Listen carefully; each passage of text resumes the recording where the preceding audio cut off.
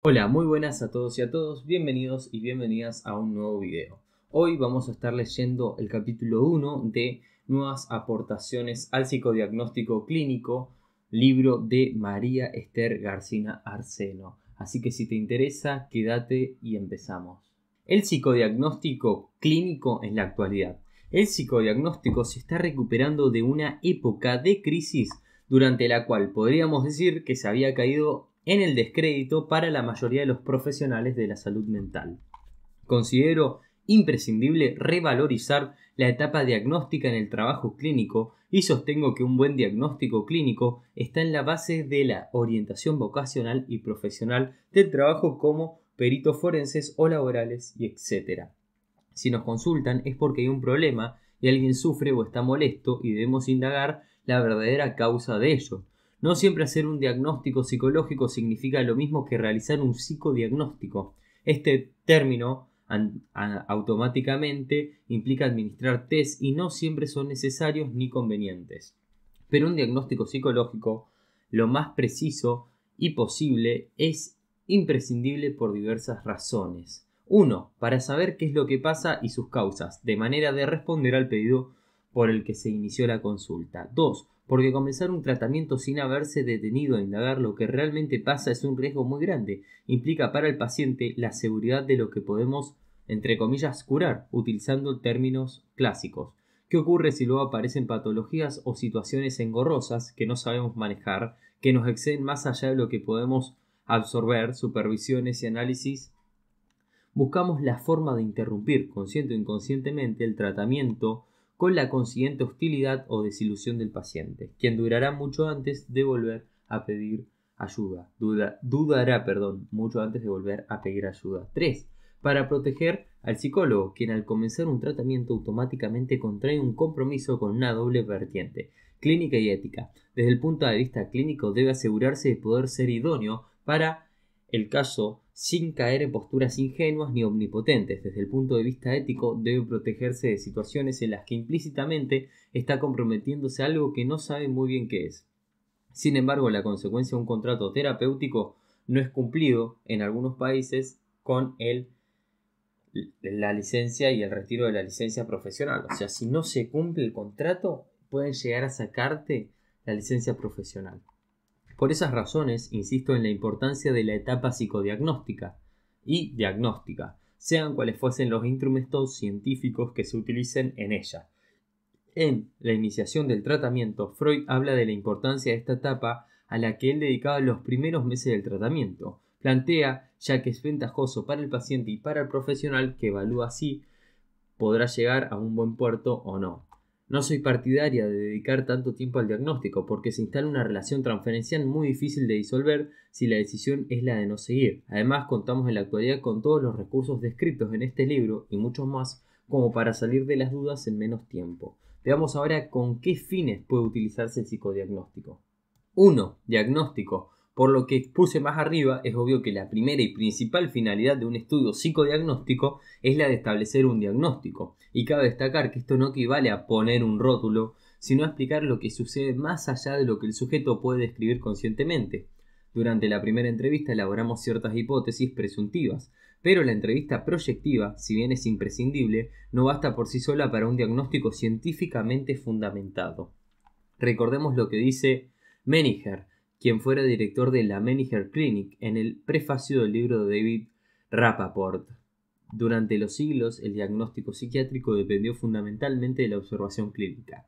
Todas las grandes obras maestras de la nosología psiquiátrica se realizaron sin el auxilio de las técnicas de laboratorio ni de ninguno de los instrumentos de precisión que en el presente vinculamos al desarrollo de la ciencia moderna.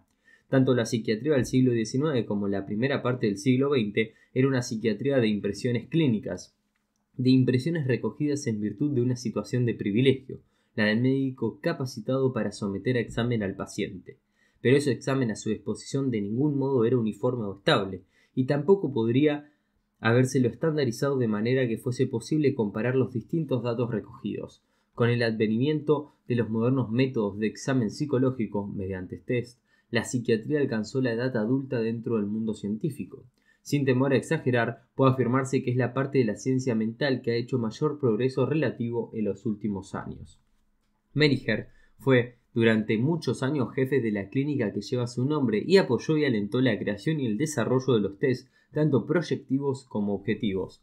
Cada paciente que ingresaba a la clínica era sometido a una batería completa de test, por ejemplo, el TAT, el Rosenchat, el Wechsler y otros.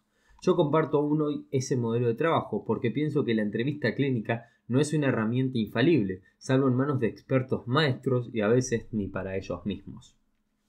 Los test tampoco lo son, pero si utilizamos ambos instrumentos en forma complementaria, hay un mayor margen de seguridad para llegar a un diagnóstico cierto, especialmente si incluimos test estandarizados. Además, la utilización de distintos instrumentos diagnósticos permite estudiar al paciente a través de todas las vías de comunicación. Puede hablar libremente, decirnos que ve en una lámina, dibujar, imaginar lo que le gustaría hacer, armar rompecabezas, copiar algo, etc. Si por algún motivo no se ha alcanzado el dominio del lenguaje verbal, edad, sordomudez, enfermedad, los tests gráficos y lúdicos facilitan la comunicación. La batería de tests utilizadas debe incluir instrumentos que permitan recoger la proyección del sí mismo al máximo. Por eso pedimos al sujeto que dibuje una figura humana. Sabemos que habrá proyección, pero mucho más si le pedimos que dibuje una casa o un árbol, ya que él no puede controlar totalmente lo que proyecta. Como dije antes, es importante incluir test estandarizados porque nos dan un mayor margen de seguridad diagnóstica. Recuerdo el caso de una jovencita que consultó por fracaso escolar, imposibilidad de concentrarse en el estudio y dificultades de comprensión. Se consideraba de bajo nivel intelectual. Luego de pedirle un dibujo libre y el HTP, le di un cuadernillo del test de matrices progresivas de Raven. El mismo otorga al sujeto 30 minutos para realizarlo. Ella lo realizó en 15. Yo observaba sus anotaciones y advertí su excelente resultado. Por eso, una vez concluida la tarea, entregué la rejilla de evaluación para que ella misma lo corrigiera. Hicimos un cómputo correspondiente y buscamos la cifra en el baremo más apropiado. El resultado final indicaba un 6 superior al término medio. Ella quedó asombrada e incrédula, pero los resultados eran irrefutables. Volvió a su casa muy contenta. Claro que esa no era la solución final del problema. Habíamos desarticulado un mecanismo por el cual ella se jugaba de niña boba. Ahora había que estudiar el por qué. Apareció entonces, sobre todo por la reiteración de respuestas de una figura y la otra, ese reflejo en un espejo, en Rosenchat. Su tremendo narcisismo y su nivel de aspiración de ser la número uno en todo. La herida narcisística, al no haber logrado, crea tan terrible que inconscientemente prefería ser la burra para no exponerse. Otro elemento importante que nos brinda el psicodiagnóstico se refiere a la relación de transferencia contra transferencia. A lo largo de un proceso que dura entre 3 y 5 entrevistas aproximadamente y observando cómo el sujeto reacciona ante cada propuesta y qué sentimos nosotros en cada momento, podemos extraer conclusiones muy útiles para prever cómo será el vínculo terapéutico, si hay terapia futura, cuáles serían los momentos más duros del tratamiento, los riesgos de diserción, etc. Pero no todos los psiquiatras, psicoanalistas y psicólogos clínicos comparten este punto de vista. Algunos reservan la utilización del psicodiagnóstico para casos en los que se presentan dudas diagnósticas o en los que quieren obtener una información más precisa ante, por ejemplo, una presunción de riesgo de suicidio, drogadicción, desestructuración psicótica, etc. Otras veces lo piden porque están ante la duda de si es lo más aconsejable un profesional, un psicoanálisis o una psicoterapia individual o vincular. Finalmente, hay otro grupo de profesionales que no comparten en absoluto este punto de vista y prescinden totalmente del psicodiagnóstico. Más aún, no asignan ningún valor científico a los test proyectivos. Algunos llegan a decir que en ninguna manera es posible hacer un diagnóstico inicial, que eso llega con el tiempo, a lo largo del tratamiento. Escuché esto en boca de un panelista extranjero en un congreso internacional, a lo que otro especialista replicó: ¿así que usted comenzaría con antibióticos o transfusiones de sangre antes de saber qué tiene el paciente? Pienso que todas las posiciones son respetables, pero que deben ser fundamentadas científicamente, y hasta el momento no he hallado a nadie que me muestre desde la teoría de la proyección y la psicología de la personalidad que los test proyectivos carecen de validez. 2. Evaluación del tratamiento. Otra manera de utilizar el psicodiagnóstico es como un medio para evaluar la marcha del tratamiento. Es lo que se denomina retest y consiste en administrar nuevamente la misma batería de test que en la primera oportunidad. Si se presume que el sujeto recuerda perfectamente lo que hizo la primera vez y se desea variar, se puede dar una batería paralela seleccionando test equivalentes, como por ejemplo el TZ de Zullinger en lugar de Rorschach. A veces esto se hace para apreciar los avances terapéuticos con mayor objetividad y también para planificar un alta. Otras es para indagar el motivo del impasse en el tratamiento y para que tanto el paciente como el terapeuta puedan hablar de eso y, quizás, establecer un nuevo contrato sobre bases actualizadas. En otros casos es porque hay disparidad de opiniones entre ellos, uno que opina que puede terminar y otro que se opone. Estos casos representan un trabajo difícil para el psicólogo, ya que pasa a ocupar el lugar de un árbitro que dará la razón entre los dos.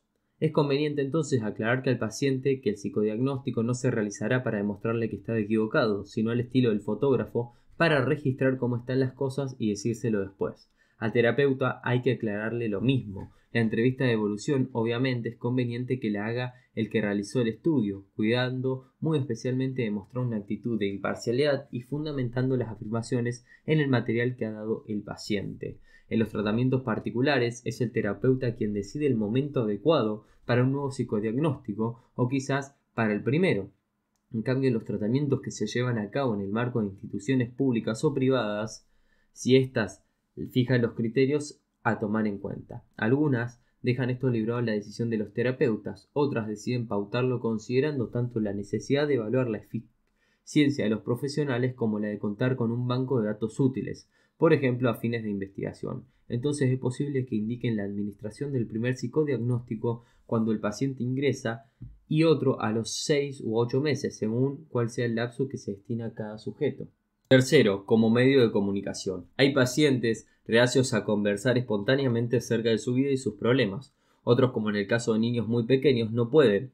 Otros quedan mudos y solo dan lacónicas o esporádicas respuestas. Con adolescentes y niños podemos introducir algunas modificaciones que muchas veces despertarán su entusiasmo. Apenas se lo sugerimos, los niños comienzan a modelar o a dibujar. La técnica del garabato de Winnicott entusiasma a todos, especialmente porque rompe la simetría del vínculo. Favorecer la comunicación es favorecer la toma del insight, es decir, contribuir a que el que consulta adquiera la suficiente conciencia del sufrimiento como para aceptar colaborar en la consulta. También significa que pierda ciertas inhibiciones para mostrarse con mayor naturalidad.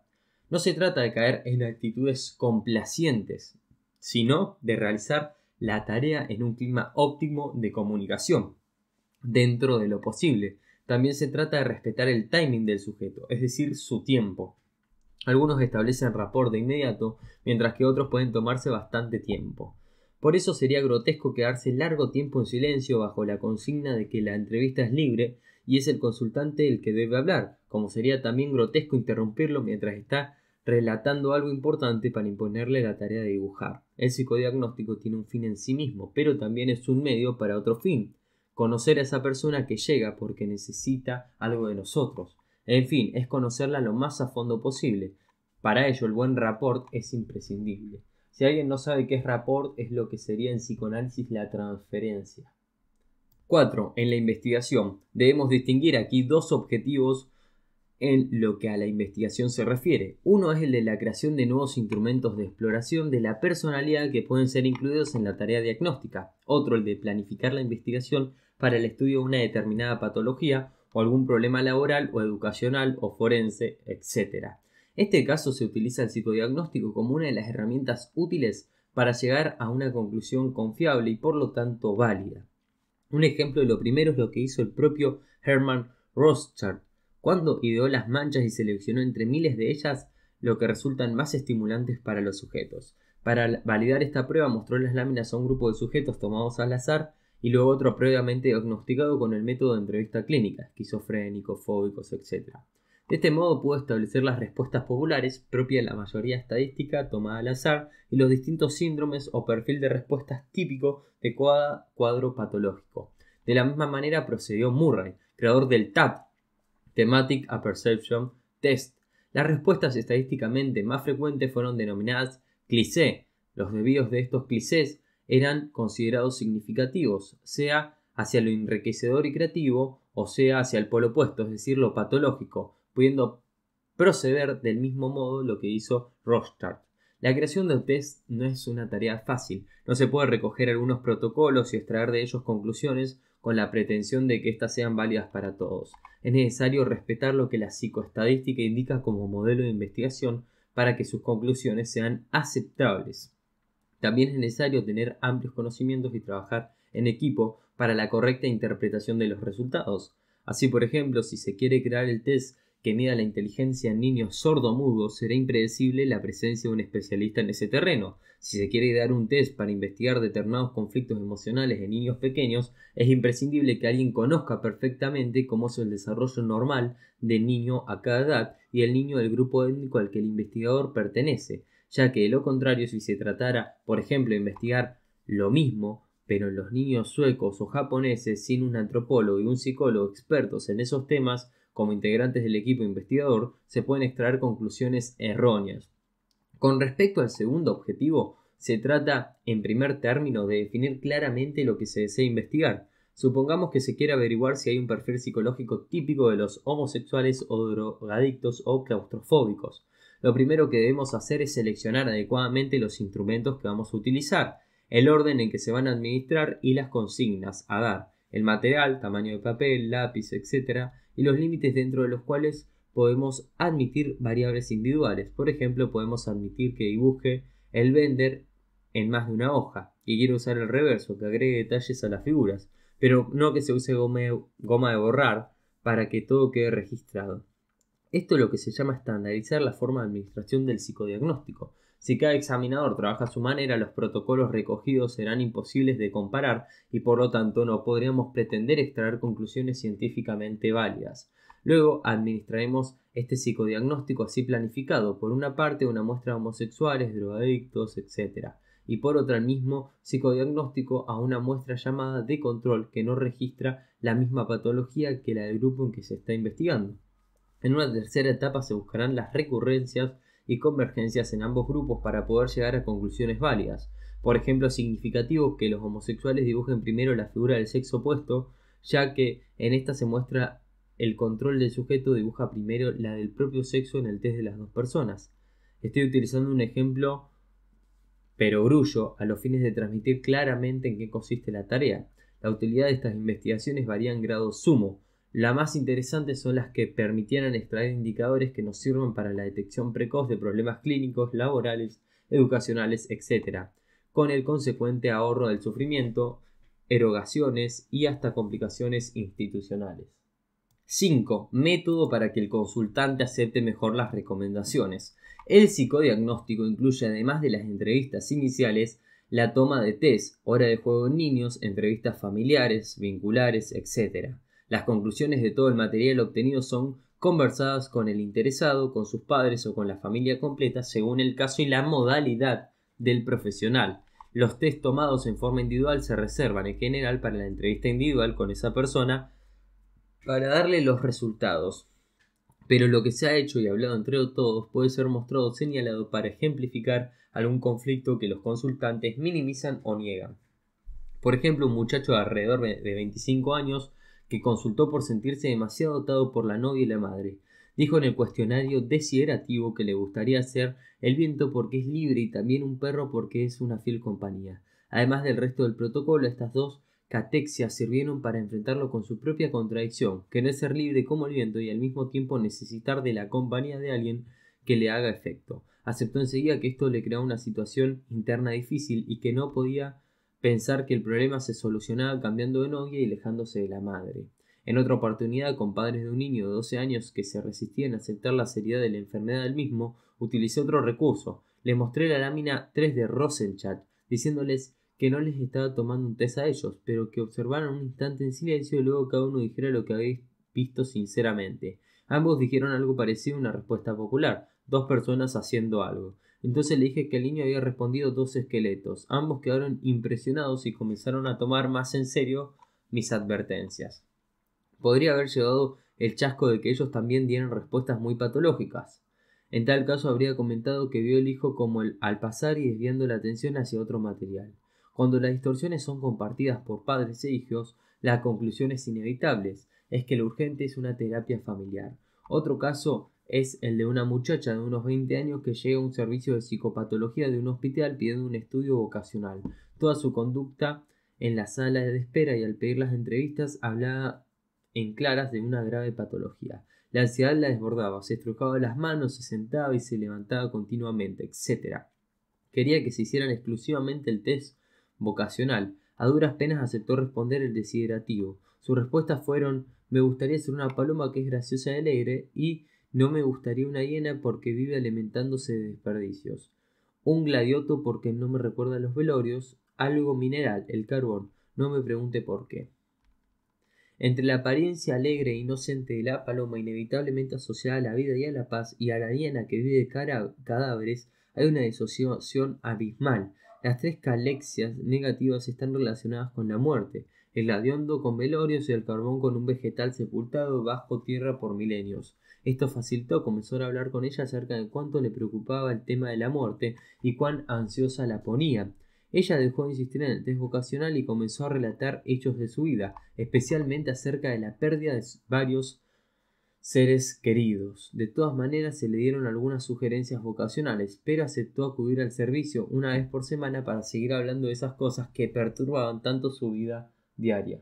Sexto, elección de estrategia terapéutica más adecuada. Un psicodiagnóstico completo y correctamente administrado nos permite estimar el pronóstico del caso y la estrategia más adecuada para ayudar al consultante. Entrevistas de esclarecimiento, de apoyo, terapia breve, psicoanálisis, terapia de grupo, familiar o vincular, sistémica o estructural, análisis transaccional, gestáltico, etc. Así, por ejemplo, un paciente trabajará muy bien con psicoanálisis si acepta su responsabilidad en el conflicto y si se muestra colaborador para hacer asociaciones, comunicar recuerdos, incursionar en su vida privada, en su pasado. Ante la consigna del dibujo libre, acepta gustoso y responde con un buen nivel de simbolización y riqueza en sus asociaciones. Las láminas menos estructuradas, como Rosenchat, no lo impactan. La lámina en blanco de Philipson lo estimula favorablemente. La entrevista final resulta agradable en el sentido de enfrentarnos con escasas resistencias. El diálogo es fluido. Aparece la posibilidad de preocuparse, llorar o al menos deprimirse en cierta medida como para emprender la tarea psicoanalítica con una buena motivación. Muy distinto sería el caso de otra persona que no tolera la entrevista abierta y prefiere un interrogatorio pautado, que se bloquea en el dibujo libre, el Rosenchat y la lámina blanca de Philipson. Pregunta: ¿qué hago? ¿Qué dibujo? Y se alivia si nosotros le damos una consigna más precisa. Por ejemplo, bueno, dibuja una casa, un árbol y una persona. La serie A de Philipson lo pone muy ansioso y le agrada más la B, que es más definida y menos difusa. Esta persona trabajará mejor en una terapia cara a cara en la que se combinen interpretaciones cautelosas con sugerencias y ciertas directivas. La situación de soledad y regresivamente del diván le resultaría por ahora insoportable y podría acceder a ella luego de una primera etapa con características descritas. Las entrevistas diagnósticas y vinculares y familiares son de gran utilidad para decidir entre la recomendación de un tratamiento individual, vincular o familiar. Existen algunas técnicas proyectivas ideadas para ser administradas simultáneamente a una pareja o un grupo, filial, familiar, laboral, etc. Entre ellas puedo citar el test de la pareja en interacción, TPI, del psicólogo Rosarina Luis Jurí, el test de la familia cinética de Renata Frank de Bertelki, adaptación en sus formas actual y prospectiva, también el test de Rosenchat con la técnica de consenso. Estos test son muy útiles para decidir la agrupabilidad o no de un individuo, para hacer un diagnóstico acerca de cómo funcionará un grupo en formación. Los terapeutas de grupo han utilizado mucho para esto el test de las bolitas del Dr. Usandivaras. Actualmente, Esther Romano ha presentado su MEP, modelo experimental perceptivo, ante la Asociación Argentina de Psicoanálisis, ideado sobre la base de estímulos gráficos al estilo de Wateregg e estructurados al estilo de Rosenchat. El psicodiagnóstico individual, el motivo de consulta manifiesto y latente, nos dan una pauta para recomendar o no terapia grupal. Cuando las dificultades están centradas en la relación del individuo con los demás, padres, superiores, subalternos, lo más acertado es indicar terapia grupal.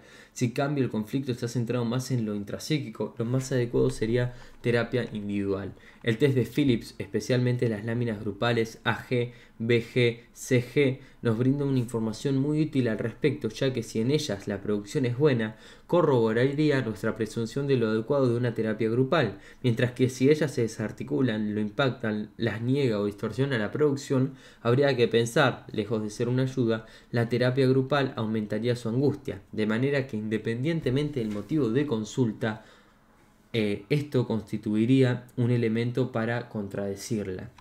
En síntesis, he tratado de resumir las distintas aplicaciones que puede tener el psicodiagnóstico y seguramente se abrirán nuevos caminos más aún no explorados.